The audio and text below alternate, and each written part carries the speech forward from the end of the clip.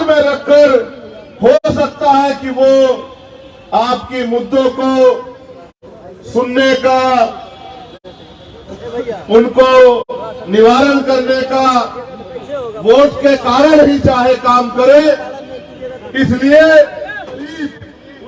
ये सभा रखने का काम हमारे साथियों ने किया।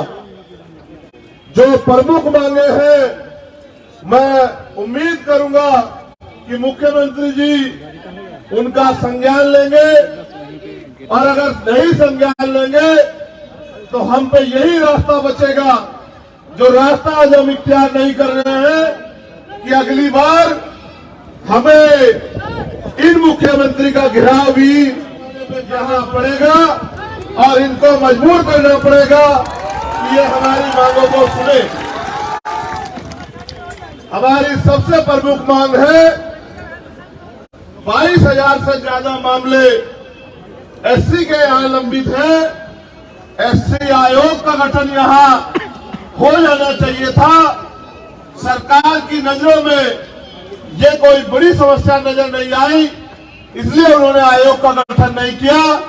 हमारी मांग है कि वो जल्दी से जल्दी एससी आयोग का गठन करे। एससी, एसटी, ओबीसी और मुस्लिम छात्रों को छात्रवृत्ति मिलती है, जिनमें हमारे महापुरुष, चाहे संत गाडगे जी महाराज हो, चाहे बाबा साहब अम्बेडकर हो, उन्होंने ये कहा है कि शिक्षा श्रेणी का वो दूध है जो पिएगा वो दहाड़ेगा। संत गाडगे जी महाराज ने तो यहां तक कहा कि अगर थाली ना हो तो हाथ पे रख के खाना, मगर अपने बच्चों को जरूर पढ़ाना। एक तरफ सरकारी स्कूल है जहां पढ़ाई के नाम पे मजाक हो रहा है, एक तरफ प्राइवेट स्कूल है जिनकी महंगी फीस है, फिर भी जो छात्रवृत्ति हायर एजुकेशन में या प्लस टू के बाद हमारे लोगों को मिलती थी, या इससे नीचे की क्लास में मिलती थी, जिसका 60% पैसा केंद्र सरकार देती है और 40% पैसा राज्य सरकार देती है, उस छात्रवृत्ति को इनकी लापरवाही के कारण छात्रों को नहीं दिया जा रहा है। मेरे आज भी याद है, मैं घर पर था, सहारनपुर बक्सर का एक बच्चा मेरे घर पहुंचा। उसने मुझसे कहा कि मुझे क्रेडिट कार्ड का लोन हमने लिया था, पढ़ाई के बावजूद भी रोजगार नहीं मिल पा रहा है, बैंक वाले लोग मेरे घर के चक्कर लगा रहे हैं, छुट्टी के आदेश दे रहे हैं।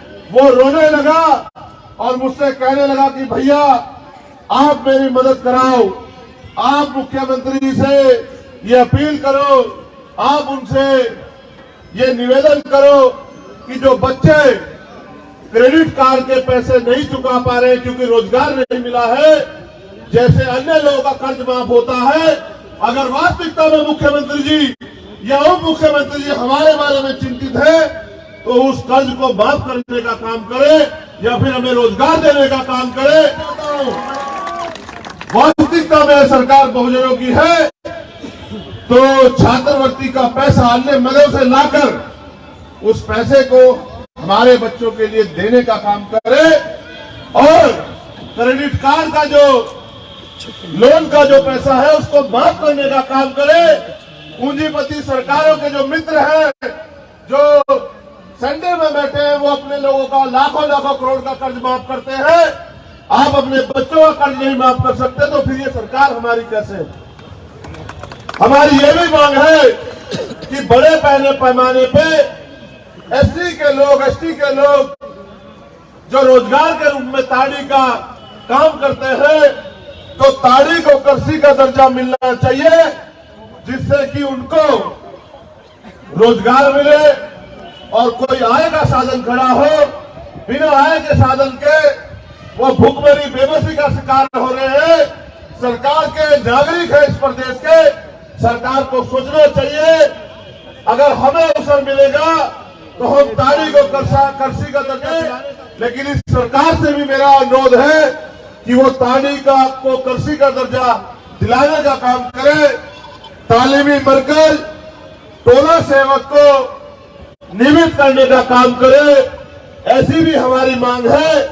और अगर वास्तविकता में सरकार कमजोर वर्गों के प्रति सचेत है, उनका भला करना चाहती है, तो नफरत के नाम पे जो मॉब लिंचिंग होती है, जिसका बड़े पैमाने पे शिकार दलित, आदिवासी और मुस्लिम होते हैं, तो मॉब लिंचिंग के खिलाफ एक सख्त कानून बना के इन लोगों की रक्षा करने का काम सरकार करे।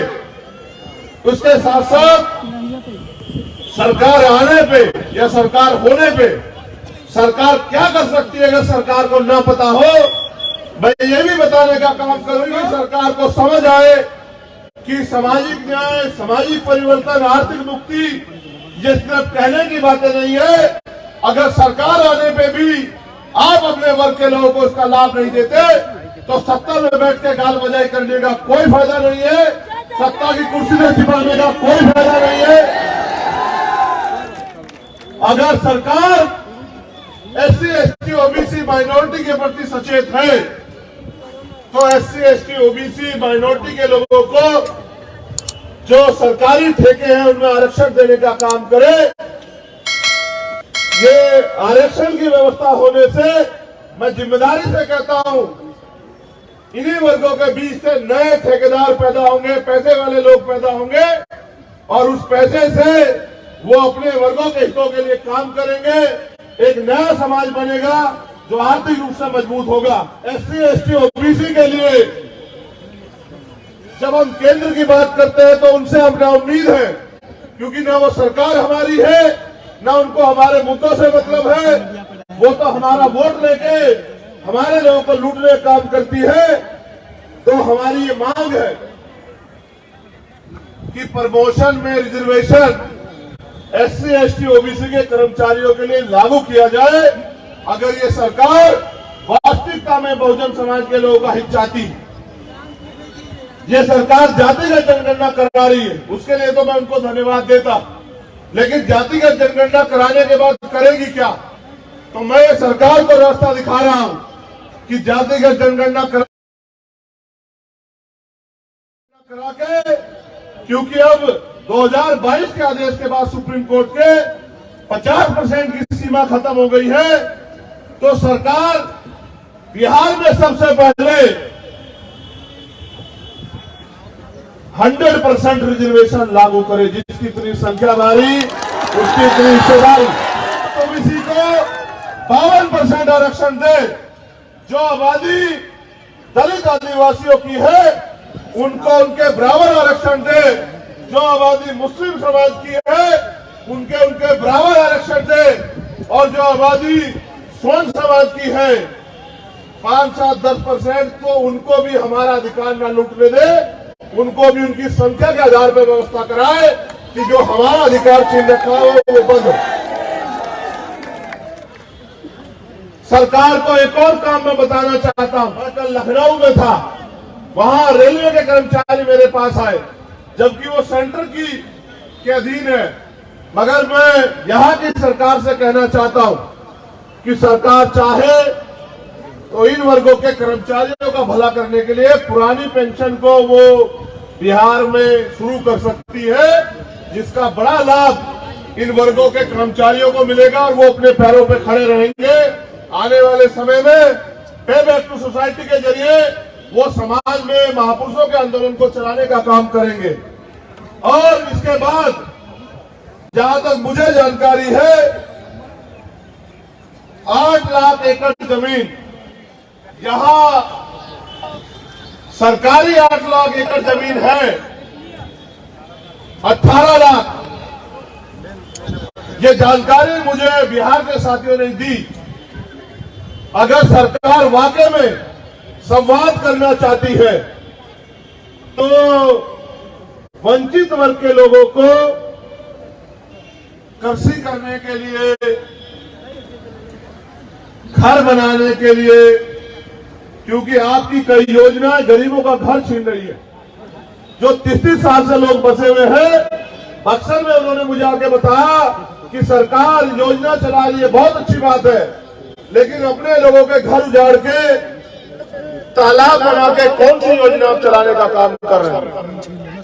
इसलिए अगर सरकार करना चाहती है, आज आपके पास उस जमीन को, क्योंकि हमने उत्तर प्रदेश में देखा है, मान्यवर काशीराम साहब कहते थे कि जो जमीन सरकारी है वो हमारी है, तो उस जमीन को गरीबों में बांटने का काम करे, जिससे ये गरीब खेती या अन्य कोई रोजगार करके अपने पैरों पे खड़े हो। आपके पास मैंने कई रास्ते आपको दिखाए। आप देश की सत्ता में भी जाने की बात करते हैं, ऐसी चर्चाएं भी है, लेकिन जब आप मुख्यमंत्री बन के अपने प्रदेश में काम नहीं कर सकते तो देश की सत्ता पे आपको कौन बिठाएगा। यही वर्गों के लोग वोट के आधार पे वोट देके तय करते हैं कि देश की सत्ता पे कौन बैठे। ये ठगेगार भीम आर्मी आजाद समाज पार्टी के जरिए हमारे नेता कार्यकर्ता गांव गांव जाके हमारी मां बहनों को, बुजुर्गों को, नौजवानों को समझाने का काम कर रहे हैं। अब ये ठगे में नहीं आएंगे, अब हम मानेंगे नहीं, ये लड़ाई हिस्सेदारी की है। तो मैं आपसे अपील करता हूं कि यहां से जाने के बाद मेरे साथियों सोना मत। हमारे नेता भाई जौहर आजाद जी, अनिल प्रधान जी, रवि कुशवाहा जी, अमर ज्योति जी, अबूजर खान जी और तमाम नेता, निशान जी, वो सब लोग, अमित पासवान जी बहुत मेहनत करते हैं, आपके बीच में रहते हैं, हर अन्याय का सामना आंख से आंख मिला के करते हैं, आपकी आवाज को उठाते हैं। उनके हाथों को मजबूत करने का काम करना, उनकी ताकत बनने का काम करना, उनको आगे बढ़ने के लिए उनके साथ खड़े रहना, तो आपके अधिकारों पे कोई डाका बिहार में नहीं डाल पाएगा, ऐसा मेरा मानना है। इन मांगों के लिए हम सरकार को, सरकार के पास 1 महीने का समय बहुत है। अगर 1 महीने के अंदर सरकार इन मांगों को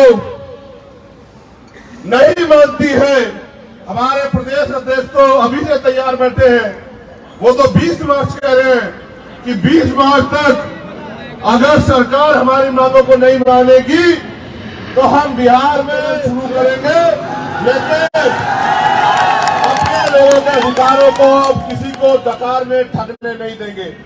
मैं यहाँ पहुंचा हूँ इस उम्मीद के साथ कि बिहार में भी आप लोग अपने पैरों पे खड़े होंगे। आपके पास रास्ता है मेरे साथियों, आपको ये तय करना है कि आप बैसाखियों के सहारे रहोगे या अपने पैरों पे खड़े होंगे। बैसाखी आपने इतने दिन देखी, बताओ आपकी जिंदगी में क्या बदला, और अगर नहीं बदला है, बदलना चाहते हो तो फिर जमीन पे जाके काम करो। मुझे आपसे बड़ी उम्मीदें हैं, क्योंकि बिहार की क्रांतिकारी धरती है। बिहार से जो क्रांति आंदोलन चलते हैं वो देश की सत्ता को पलट देते हैं। मैं भी उम्मीद करता हूं कि बिहार के साथी अपने हक अधिकारों के लिए यहां भी अपने पैरों पे खड़े होने का काम करेंगे। और मुझे उम्मीद है कि जो गरीब के बेटे मैंने यहां अपने प्रतिनिधि के रूप में आपके बीच भेजे हैं, आप उनके हाथों को मजबूत करने का काम करोगे। आप यहां आए, इस गर्मी में भी अपने साधनों से आए, यहां डटे हुए हो, मैं आपका दिल की गहराई से धन्यवाद करता हूं। आपको बहुत बहुत मुबारकबाद देता हूं। हमारे सागर है, यहाँ के सभी जिला अध्यक्ष, सभी प्रखंड अध्यक्ष, सभी मंडल अध्यक्ष, प्रदेश कमेटी के लोग, राष्ट्रीय कमेटी के लोग